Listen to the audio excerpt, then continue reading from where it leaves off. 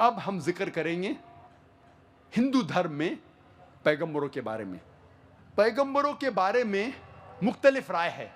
सबसे आम राय है हिंदुओं के बीच अवतार की। अवतार एक संस्कृत लफ्ज़ है जिसके माने अव कमिंग, त्र मतलब डाउन, नीचे आना।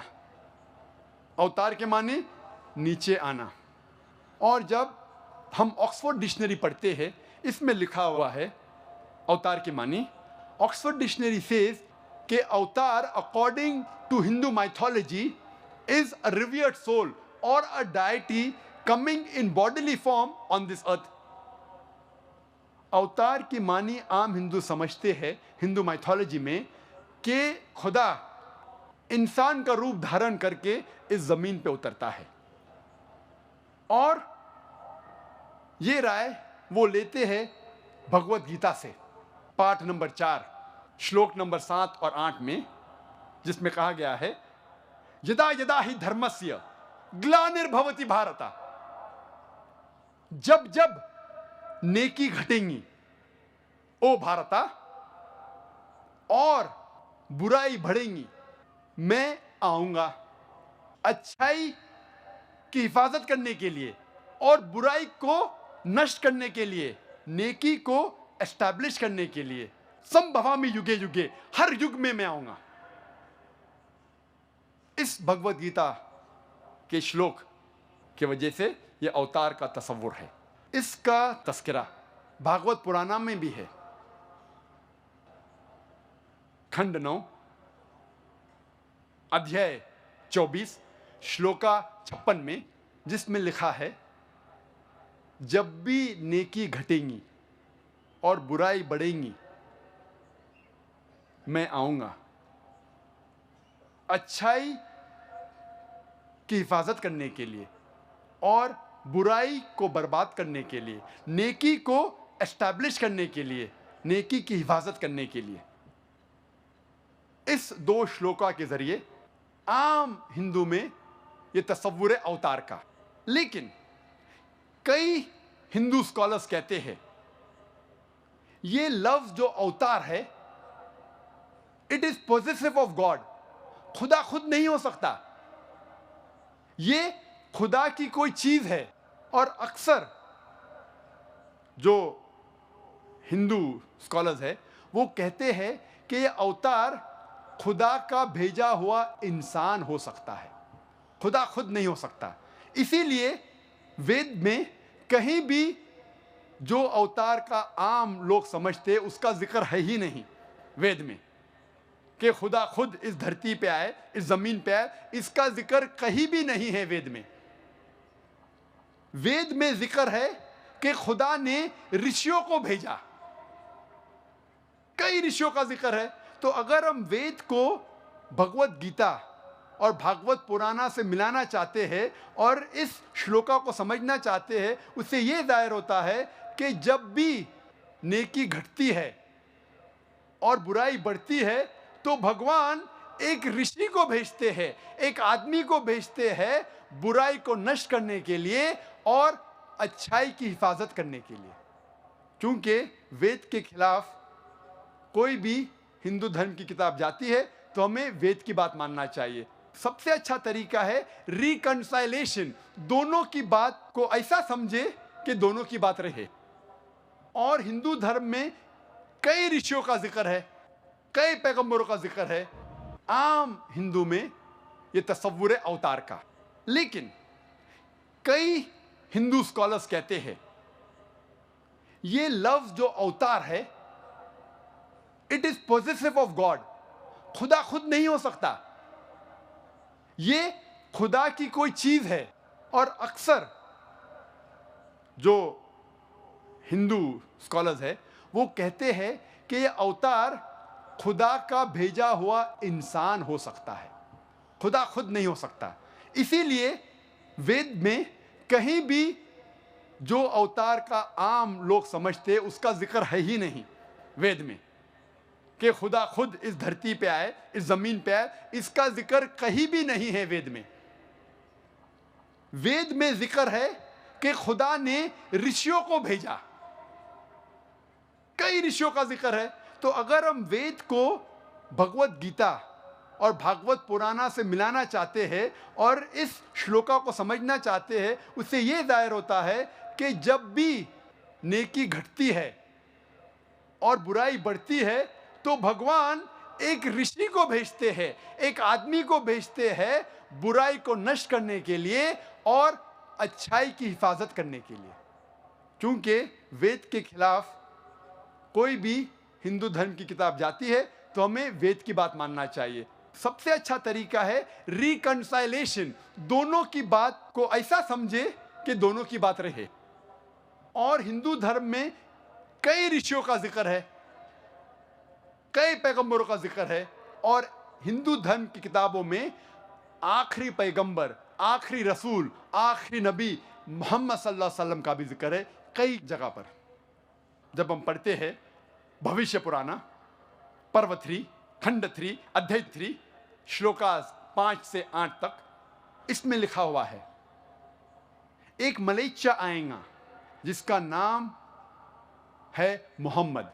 वो अपने साथियों के साथ आएगा मरुस्थल से, और राजा भोज इज्जत से उसका इस्तकबाल करेंगे और पंचगर्भ में उसको नहलाएंगे और कहेंगे तू है रहमत वाला इस दुनिया का। और एक फौज इकट्ठा की है शैतान से झगड़ने के लिए, और तेरी हिफाजत भगवान करेंगे। ये भविष्यवाणी की जब तहकीक करते हैं पता लगता है इसमें कहा गया है एक मलेच्चा आएगा। मलेच्चा के माने परदेसी, फॉरेनर। मोहम्मद सल्लल्लाहु अलैहि वसल्लम परदेसी है, हिंदुस्तानी नहीं है। उसका नाम है मोहम्मद सल्लल्लाहु अलैहि वसल्लम। वो आएगा अपने साथियों के साथ। हम जानते हैं मोहम्मद सल्लल्लाहु अलैहि वसल्लम के कई सहाबा थे। वो आएगा मरुस्थल से। मरुस्थल संस्कृत में कहते हैं डेजर्ट को, रेगिस्तान को, और मोहम्मद सल्लल्लाहु अलैहि वसल्लम रेगिस्तान से आए थे। और राजा भोज उसका इस्तेमाल करते हैं, इज्जत देते हैं और कहते हैं कि एक फौज इकट्ठा की इस ऋषि ने बुराई को रोकने के लिए।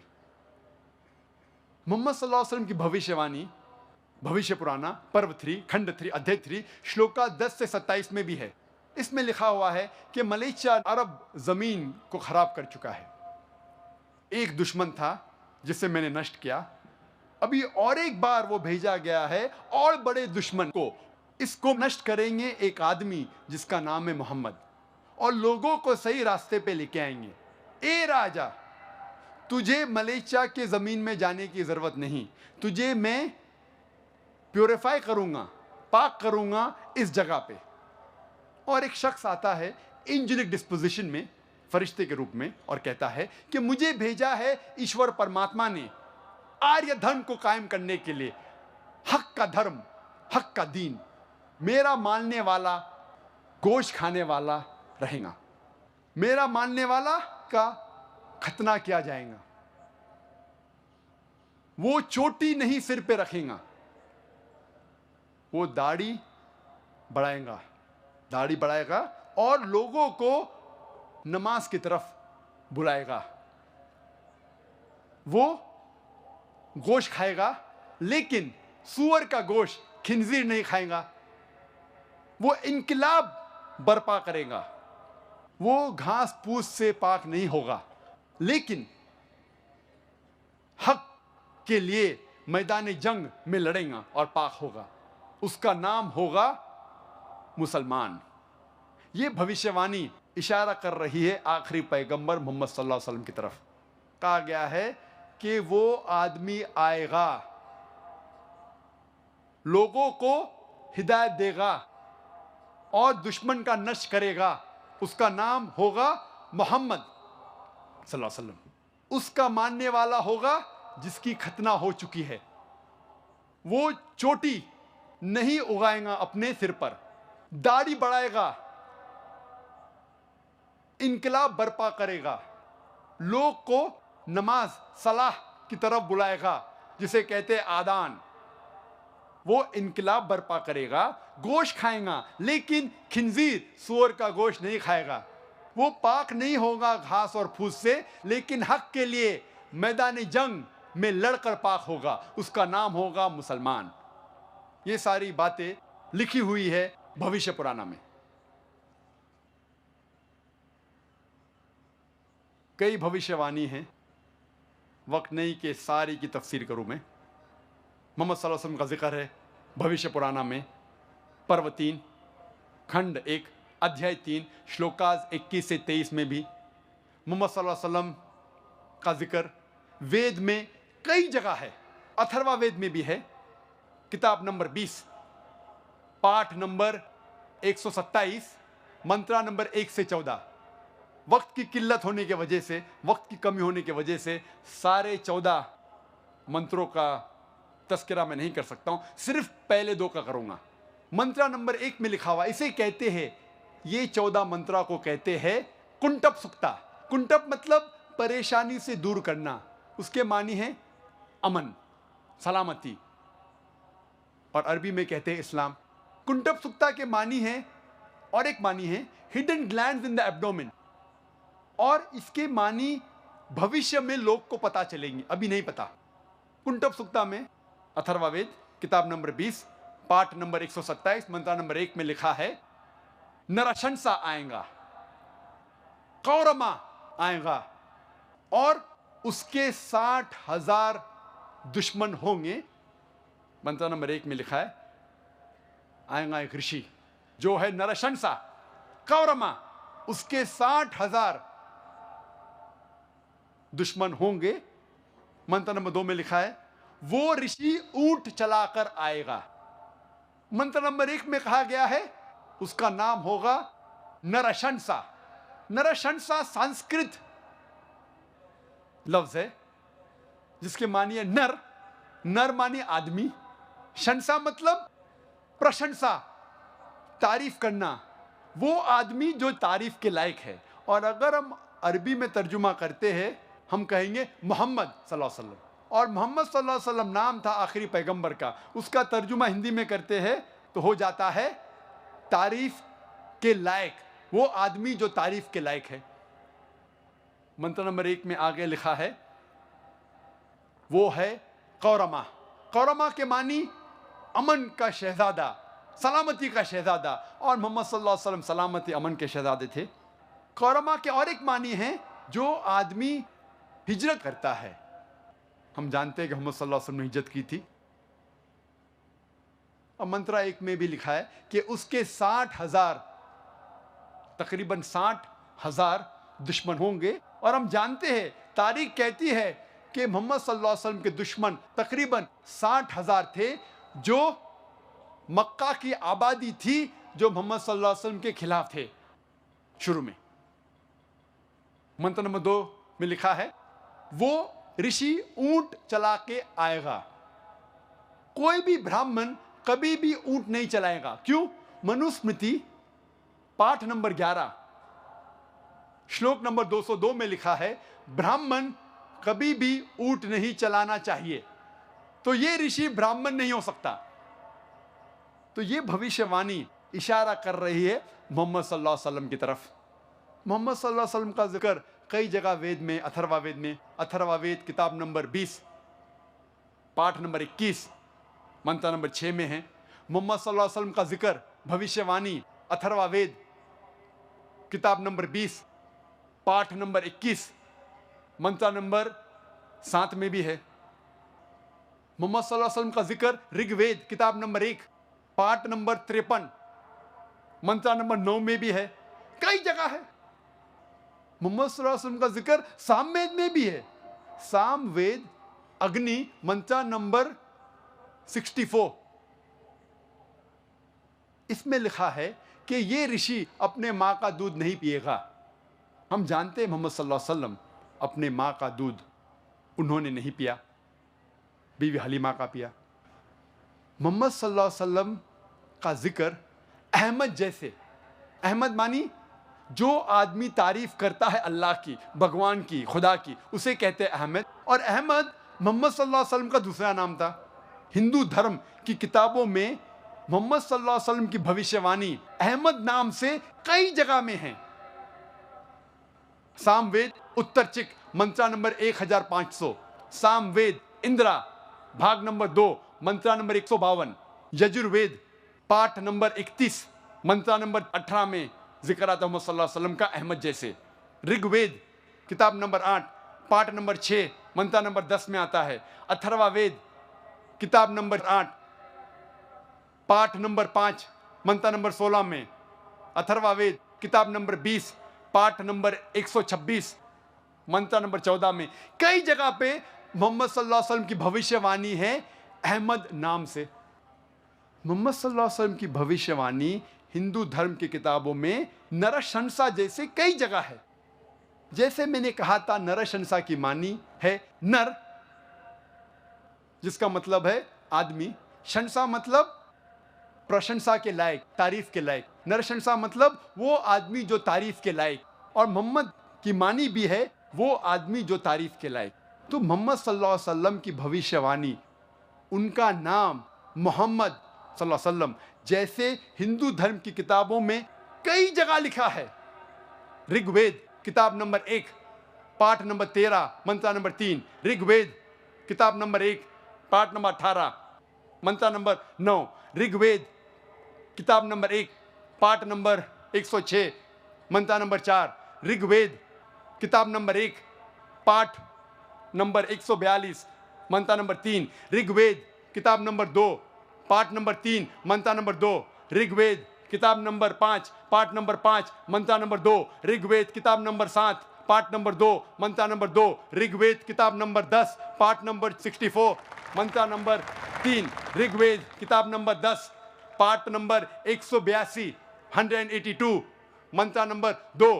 यजुर्वेद पाठ नंबर 20 मंत्रा नंबर 37। यजुर्वेद पाठ नंबर 20 मंत्रा नंबर 57। यजुर्वेद पाठ नंबर 21 मंत्रा नंबर 31। यजुर्वेद पाठ नंबर 21 मंत्रा नंबर 55। यजुर्वेद पाठ नंबर 28 मंत्रा नंबर 2। यजुर्वेद पाठ नंबर 28 मंत्रा नंबर 19। यजुर्वेद पाठ नंबर 28 मंत्रा नंबर 42।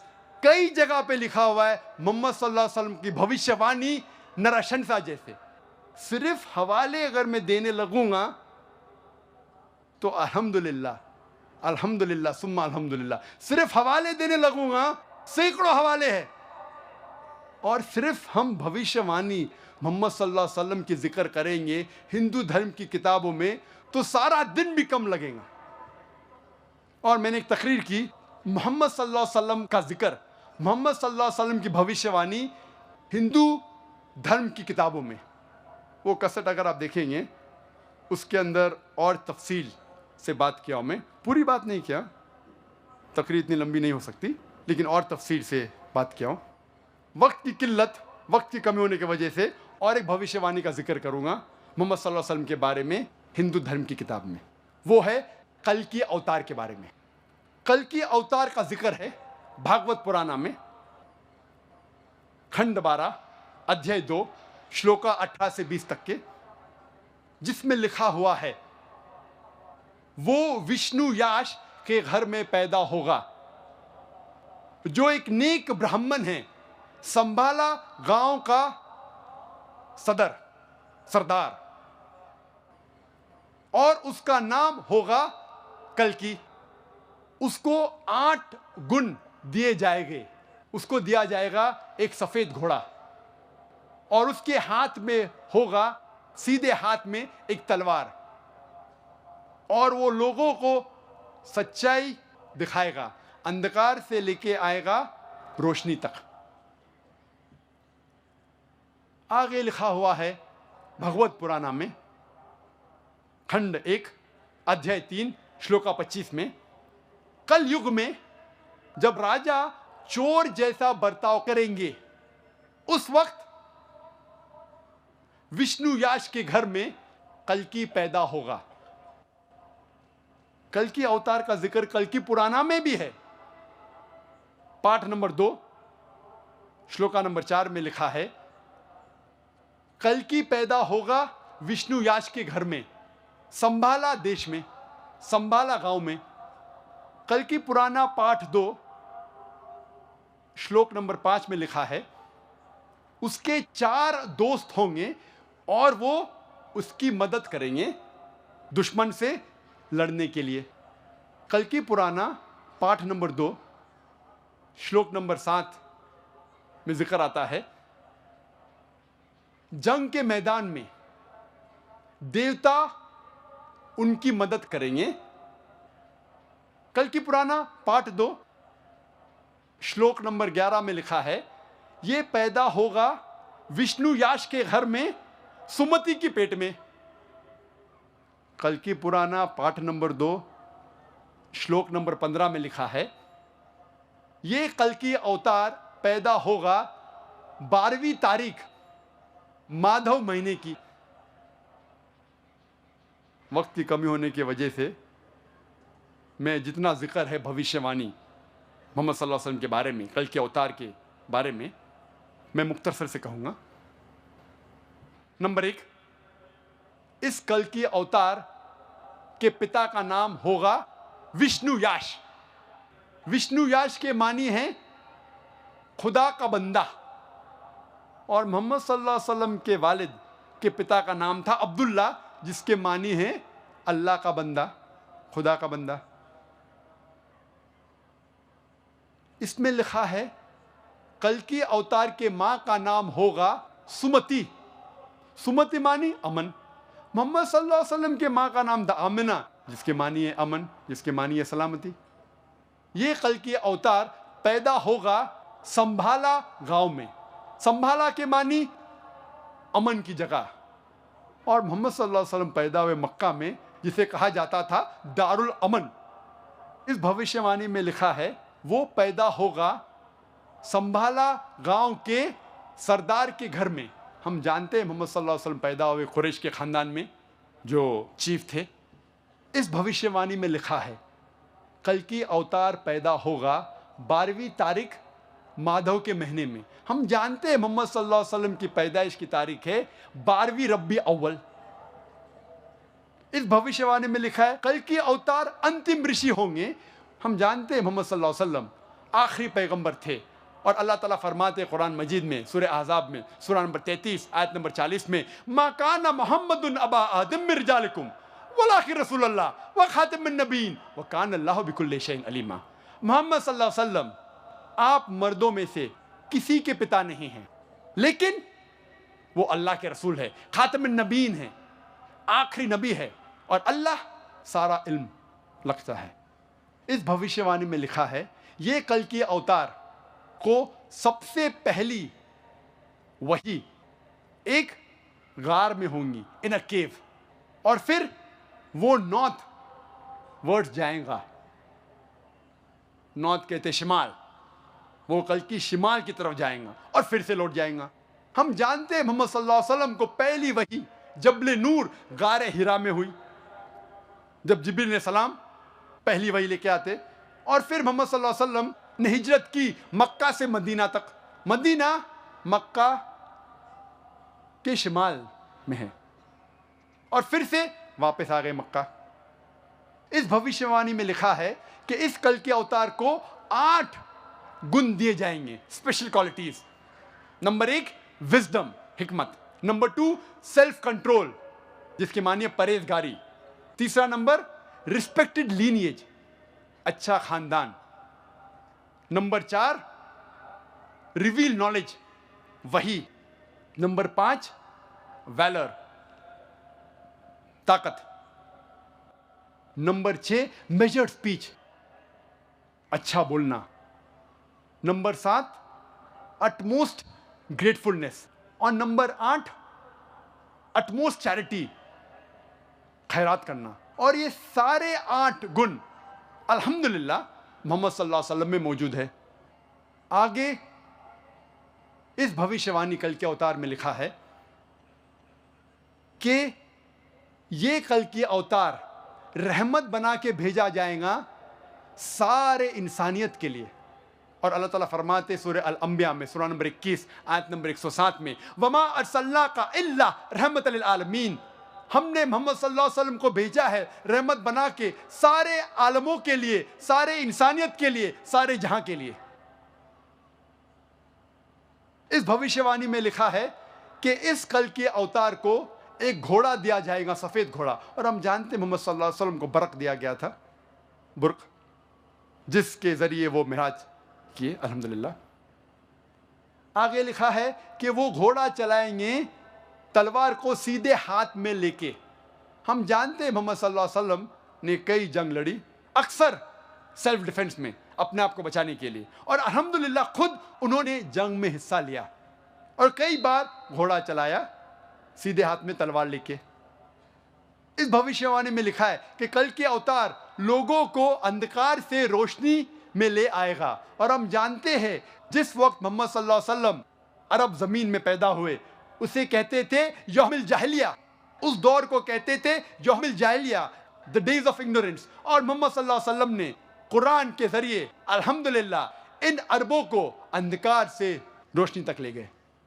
आगे लिखा हुआ है कि इस कल के अवतार के 4 दोस्त होंगे जो उनकी मदद करेंगे और दुश्मन के खिलाफ लड़ेंगे। हम जानते ये 4 दोस्त अल्हम्दुलिल्लाह 4 खुलफा राशिदीन हैं, हज़रत अबू बकर, हज़रत उमर, हज़रत उस्मान और हज़रत अली रज़ियल्लाहु अन्हु। और आखिरी पॉइंट कि जंग के मैदान में देवता उनकी मदद करेंगे। हम जानते हैं मोहम्मद सल्लल्लाहु अलैहि वसल्लम की मदद फरिश्तों ने की जंग के मैदान में, जिसका जिक्र है सूरह आल इमरान सूरह नंबर 3 आयत नंबर 123 से 125 तक, और सूरह अनफाल सूरह नंबर 8 आयत नंबर 8 और 9 में। ये था मुख्तसरन से कल के अवतार का जिक्र और मोहम्मद सल्लल्लाहु अलैहि वसल्लम की भविष्यवाणी हिंदू धर्म की किताबों में। 5वां रुकन ईमान का, आखिरत। पहले हम तस्करा करेंगे आखिरत का हिंदू धर्म में। हिंदू धर्म में मुख्तलिफ राय है आखिरत के बारे में। सबसे आम राय है cycle of birth, death and rebirth, also known as doctrine of rebirth. Hindi में कहते हैं पुनर्जन्म, संस्कृत में कहते हैं समसारा, इंग्लिश में इसे कहते हैं ट्रांसमाइग्रेशन ऑफ सोल, भी इसे कहते हैं doctrine of rebirth, transmigration of soul and also reincarnation theory. आम हिंदू समसारा में मानते हैं और वो कहते हैं और तस्करा करते हैं भगवत गीता की एक श्लोक का। भगवत गीता में लिखा है पाठ नंबर 2 में, श्लोका नंबर 22 में, जिस तरीके से इंसान अपने पुराने कपड़े निकालता है और नए कपड़े पहनता है, उसी तरीके से आत्मा पुराने जिस्म को छोड़ के नए जिस्म में जाती है। इसका जिक्र बृहद्यंकर उपनिषद में भी है, पाठ नंबर 4 भाग नंबर 4 मंत्र नंबर 3 में। Like a caterpillar walks up a grass of blade and jumps to another blade, same way a soul throws away the old body and enters a new body। जिस तरीके से caterpillar घास के ऊपर चढ़ता है और फिर दूसरे घास पे जाता है, उसी तरीके से आत्मा पुराने जिस्म को छोड़ के नए जिस्म में जाती है।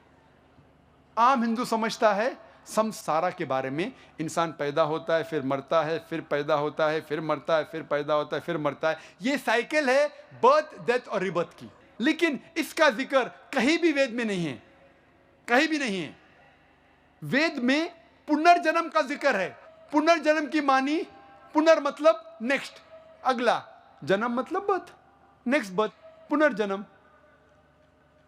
पुनर्जन्म की सही मानी है नेक्स्ट बर्थ, अगला जन्म, जिस पे इस्लाम को कोई एतराज नहीं। हम भी मानते पुनर्जन्म में, नेक्स्ट बर्थ में, लेकिन वो पुनर्जन्म नहीं जो आम हिंदू मानते हैं समसारा के बारे में। हम नहीं मानते cycle of birth, death, rebirth के बारे में।